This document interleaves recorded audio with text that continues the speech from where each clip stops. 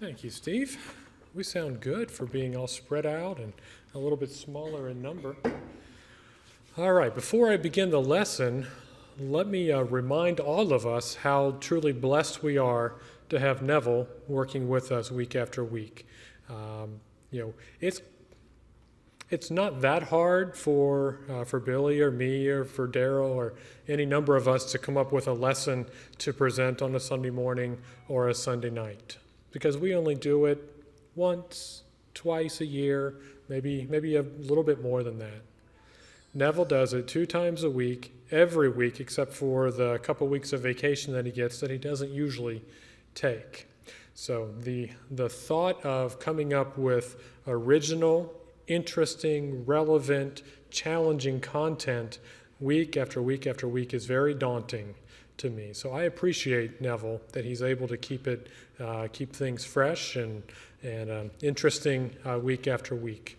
So I enjoy being able to get up once in a while and just talk about whatever's eating at me and not have to come up with something every single week.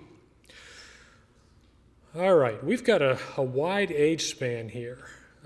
So I won't point fingers, but sort of toward the front here is one of our older members, and spread throughout our younger members. But there's nobody here that's old enough to remember this event happening. But I predict, all the way down to almost our youngest members, every one of you will figure out what I'm talking about within a couple of statements. So I'll start with a date, April 15th, 1912. Some of you smart people already know what I'm talking about. You're there, Steve? Steve might be there. Okay, Southampton, England to New York. I think Steve's there. Anybody else there? Yeah? Oh, even one of our young teenagers is there. Okay, what else? What other clues shall I give you? Halfway. Didn't quite make it. That should give you some more clues. Frigid, icy waters, 1912. Unsinkable. Now everybody's there. All right. Yes. All right. We're talking about the Titanic. When I started thinking about this, I thought, that's the worst maritime disaster in world history. And then I went and looked it up. It's not. It's not even close. It's barely in the top 10.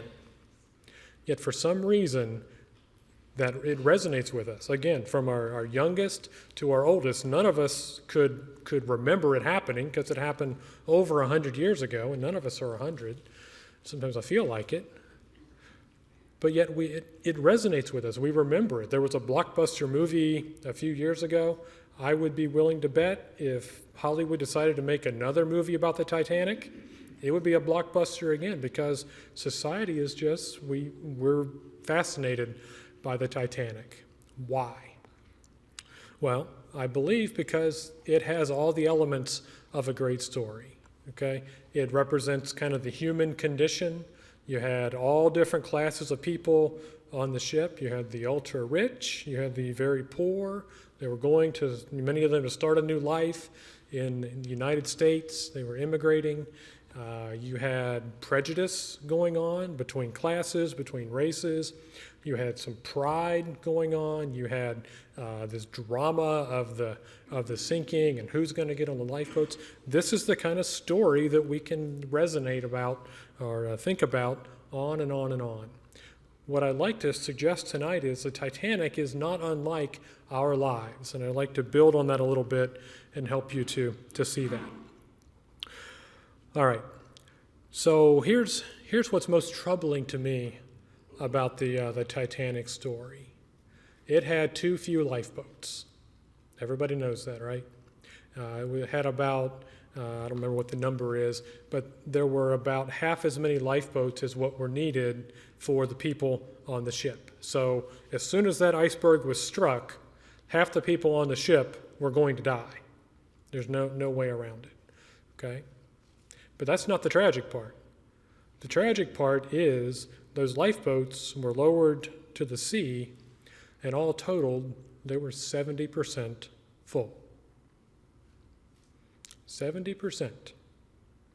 Okay, now I'm going to apply it to us right here and now. Our auditorium seats about 225 comfortably, and our average attendance, according to the bulletin this year, now the summer's a little low, but according to the bulletin, we're at about 170, I think, this morning is our average attendance. Some smart person do the math. If you look at this group of people as a lifeboat for eternity, our lifeboat is about 70% full. Are we okay with that?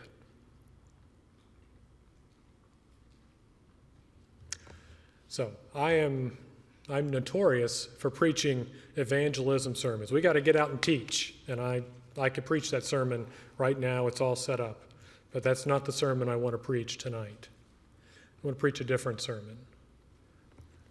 We've got to take care of the people that are in these pews, because we lose enough people every year that in 5 years, if we didn't win another soul, we could fill this auditorium and beyond. Just for the number of people that drift in, stay a while, and then drift away, never quite getting connected to this body. It's amazing how your perspective on life changes. It kind of ebbs and flows. For the longest time, I kind of resonate with Paul when he said, I have fought the good fight, I've finished the course, henceforth there's laid up for me the crown of life. It's a race, and a race is an individual event. It's about me, and it's about how faithful am I, how fruitful am I, me. And the longer I serve as an elder, the more I realize that ain't it at all. That wasn't what Paul meant. This race is, we always say the Christian life is a marathon. Throw that out. And Greg Minitry's not here, so he can't attest to this. The Christian life is a Tough Mudder. Anybody here run a Tough Mudder? You have? Okay. No, I have not. Okay. He was agreeing with the point, not that he had run one. Okay, I'm scared to death of a Tough Mudder because there's electricity and water involved, and I want no part of it. But Greg and Dustin have both run Tough Mudders. And here's the thing about Tough Mudders. They don't even bother keeping score. They don't even bother counting the time for how long it takes to finish. Because the whole point of it is you build a team, and your team together go through some obstacles that are ridiculous. Some of them are ones you would expect, like climbing over a wall and swinging on a rope and whatever. Other ones are just stupid, like crawling under electrified fences in mud. So it's just ridiculous. But it's not the ultra athletes that do it. So there's some ultra athletes that do it, but they don't finish any faster than their teammates. You can have the slightly overweight, the slightly overage that really has no business being out there on the same team with the guy who can run a 5-minute mile, and they finish at the same time. Do you see why the Christian life is more like a Tough Mudder than it is like a marathon? It's long, it's difficult, there are challenges, there are things you just can't do on your own. That's why the Christian life is more like a Tough Mudder. So, back to the Titanic. What's the connection? The Titanic is a microcosm of life. All the different stratas of society were there. All the different variables were there. A very few survived, but more could have if some things had gone differently. So before we get into our text, which we do have a text we'll get to, I want to point out a few things that just went wrong with the Titanic. First of all, and contributed to why the lifeboats were only 70% full. A lot of people believed the hype that the ship was unsinkable. They were sitting in their cabins playing Xbox or whatever you did in 1912 to entertain yourself, thinking, it's all good. This ship is unsinkable. I'm not going to evacuate. I heard the I heard the alarm and the beating on my door. I'm just going to hang out here. It's cold outside. I'm not going to go. I'm very comfortable, so I'm going to sit here. Those people, their blood is on their own head. But there's also really bad organization because this ship was unsinkable, so they didn't really practice how to evacuate the ship or how to get to your lifeboats. So the crew didn't really know how to do it. This is their maiden voyage. They hadn't practiced it. So some lifeboats were women and children only. Others were, we'll let men on if there's an empty seat. Others were, well, we're not really sure how many people this boat will hold. We're not sure the lift can lower down the full capacity that the boat is supposed to hold. So we're going to keep it lower. And so they didn't let it fill up. There were others where it was class. I'm not gonna sit next to that third class person. I'm important. I'm a congressman. I'm a senator. I'm not gonna sit with this riffraff. This is the boat for the upper class. All kinds of things happen in our lives that keep people from being in the lifeboat where they can be saved. All right, open your Bibles, if you would, to Mark 4. Mark chapter 4, it's a very familiar passage, but I want to maybe give you a little bit different look at it. So Mark chapter 4, this is the parable of the soils. We sometimes call it the parable of the sower, but it's not really about the sower. It's more about the soil. So if you'll indulge me, I think Mark does a better job of telling it than I would, so I'd like to read it for you. So Mark chapter 4, verse 1, and here we go. Again, he began to teach beside the sea, and a very large crowd gathered about him. So he got in a boat and sat in it out on the sea. And the whole crowd was beside the sea on the land. And he was teaching them many things in parables. And in his teaching he said to them, "Listen, behold, a sower went out to sow. And as he sowed, some seed fell on the path, and the birds came and devoured it. Other seed fell on the rocky ground where it didn't have much soil, and immediately it sprang up, since it had no depth of soil. And when the sun rose, it was scorched, and since it had no root, it withered away. Other seed fell among the thorns, and the thorns grew up and choked it, and it yielded no grain. And other seeds fell on the good soil and produced grain, growing up and increasing and yielding 30-fold and 60-fold and 100-fold. And he said, He who has ears to hear, let him hear." Now let's skip down and hear Jesus explain what he meant by all that to his disciples. So verse 13. And he said to them, "Do you understand this parable? How then will you understand all the parables? The sower sows the word, and these are the ones along the path where the word is sown. When they hear, Satan immediately comes and takes away the word that is sown in them. And these are the ones sown in the rocky ground, the ones who, when they hear the word, immediately receive it with joy. And they have no root in themselves, but endure for a while.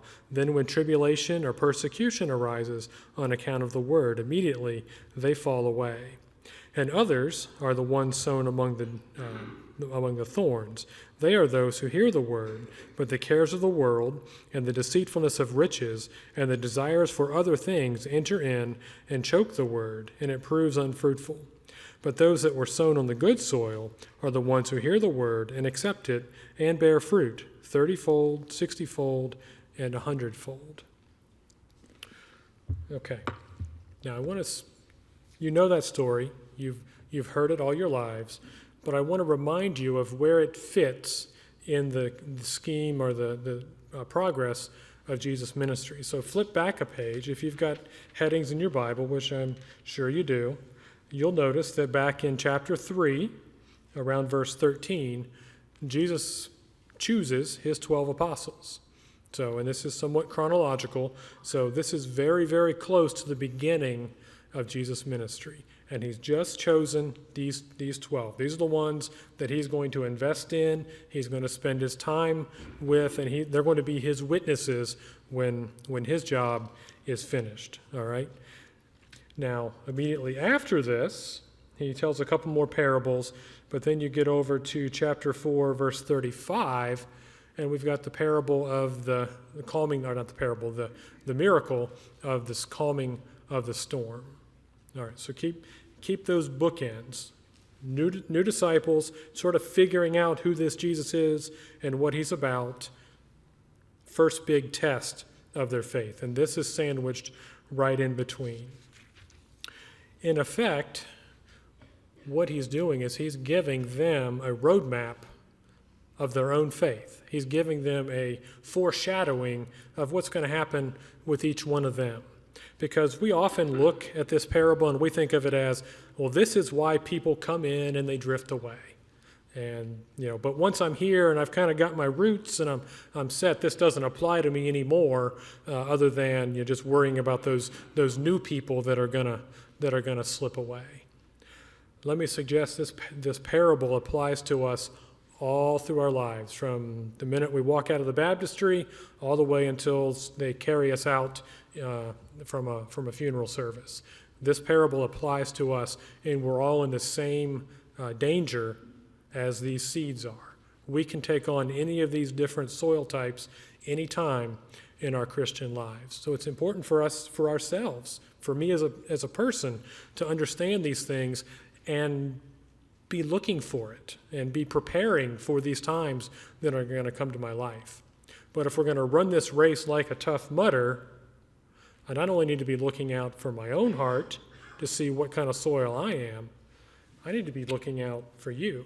And I'm not saying that with an elder hat on. I'm saying that with a member hat on. I need to be looking out for you. If I see one of these soils developing in your life, I need to help you with that. That's an obstacle. That's a wall that we need to climb together. That's a mud pit we need to swing across together. We're not in this alone. All right, so let's take these soils one at a time and think about how they might apply to me as an experienced Christian and how they might apply within the church. All right. The hard path. Is your heart always soft? Is it always the case that when Neville is preaching, man, it's just landing right at you and you just, yeah, you're right, and you're just right with him? Or are there some times where you're just like, if he preaches about that one more time, sometimes our heart gets kind of hard and the word doesn't penetrate, okay? I'm not going to see that in you immediately, but after a while, I'm going to start noticing. If I'm paying attention to my family, to my team here, I'm going to start noticing that the word doesn't, maybe you are a frequent crier, and suddenly you're not crying about anything anymore. That might be a sign to me that heart, it's getting hard, and I might need to help you with that. Let's move on to the rocky soil. That's the soil that, I oftentimes thought of this as this really nice granular soil with a few little rocks here and there that need to be picked out. I don't think that's what we're talking about here. I think we're talking about like my yard in Campbell County where Dries pushed all the topsoil off and left me with about that much. I think that's what kind of rocky soil it is. So they've put back enough to get grass to grow, but I've been in this house for 17 years now, and I'm still finding rocks in my yard, and it's like an obsession of mine to get them all out, and they keep coming back and killing patches of my yard. I think that's the kind of soil we're talking about, Campbell County soil that is full of rocks. You can put a little topsoil on it, but then it's going to keep coming back. So what do you do? What do you do when you got a rock that's too big to move? We had a few of those out here. Pour a parking lot on top of them? No, if you can't move it, you got to bust it up. And so how do you bust up a stony heart? You do it with the word. You let Jesus do it. You let him constantly be working. Let him use whatever he has. We have a hymn. I know the phrase, and I can't think of the title. How the Spirit moves, convincing men of sin. Sometimes you just got to let the Spirit work in your heart and bust those things up and carry away the pieces.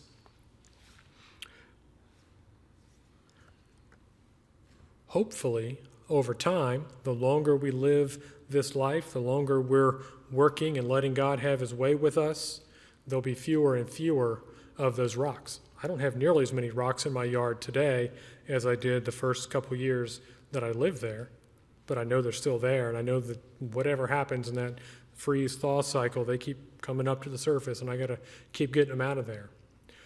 But I know anybody who builds a new house in Campbell County, they're going to have a ton of rocks. And if I've got somebody I work with who currently lives in Milwaukee is moving here, and I'm warning her, if you build a new house, expect rocks for the first 5 to 10 years. Buy an existing house where somebody's already got the rocks out. But if there's a new Christian, if I want that Christian to grow, I want to let them know, you need to be looking at your heart. You need to be finding those rocks and letting God get those rocks out of your heart, because they're there. There is no perfect soil. There's only the soil that we let God work on. But a rocky soil that is untouched will produce the fruit just like what Christ said. It will spring up and then it'll die if you don't deal with those rocks. And then I would also suggest purposely grow your roots deep. Figure out what you can do to grab hold and not let anything pull you away.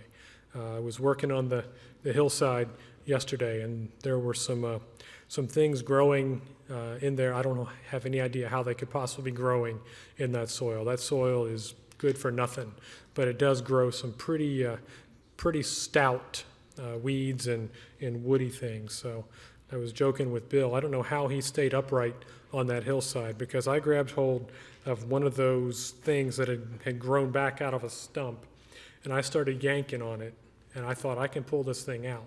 And it moved a little bit, and then it got the better of me. My grip, I lost my grip. I went head over heels down the hill.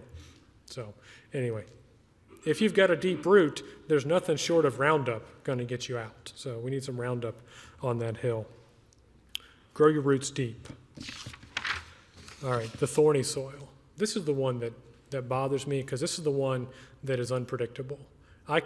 You can look at the soil and see that there's rocks in it. You can look at the soil and see that's a hard path. Nothing's going to grow on that. But the thorny soil, you can't tell, because those seeds or the roots underneath, they're dormant. They're quiet.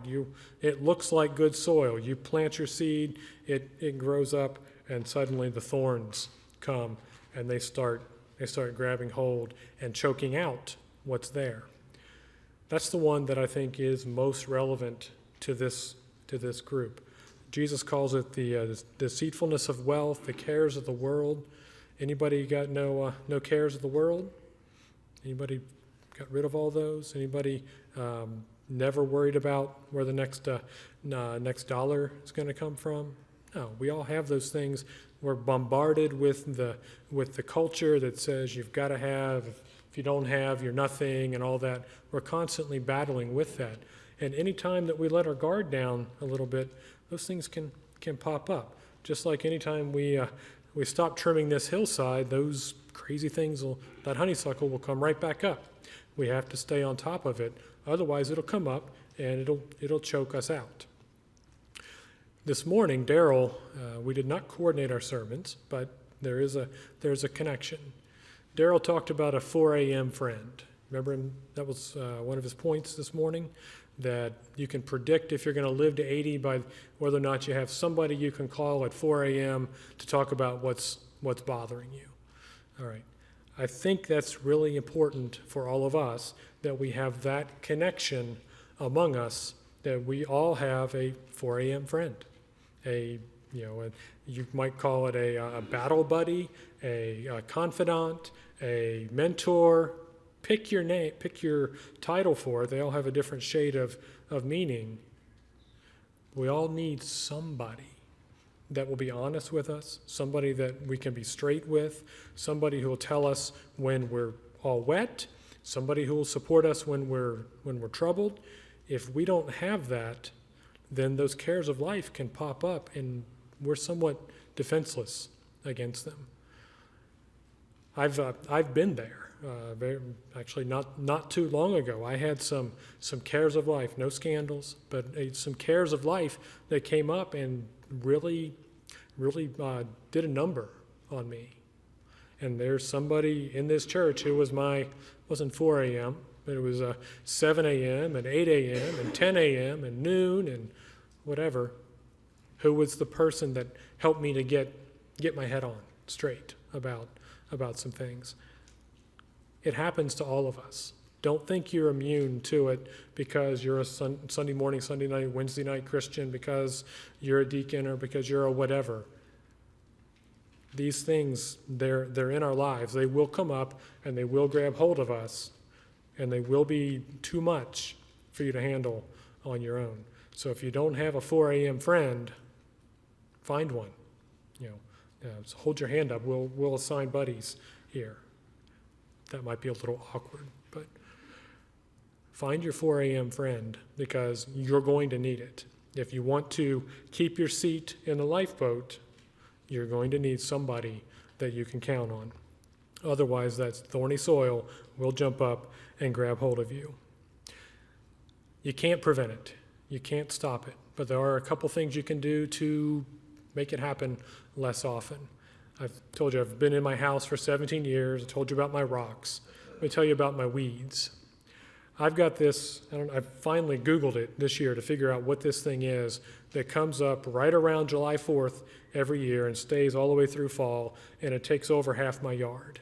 It's like, but I have True Green come out. I do the 4 whatever treatments a year, and it looks great in the spring.